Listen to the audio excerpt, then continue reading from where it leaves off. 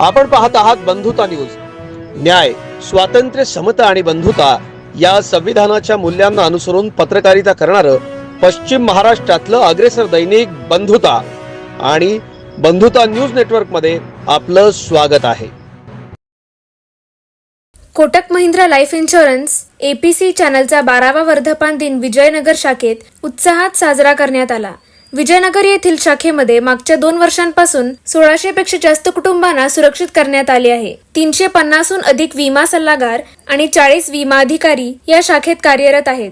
जीवन विम्याचे महत्त्व नागरिकांना कळण्यासाठी जनजागृतीचे विविध उपक्रम राबवण्यात येतात.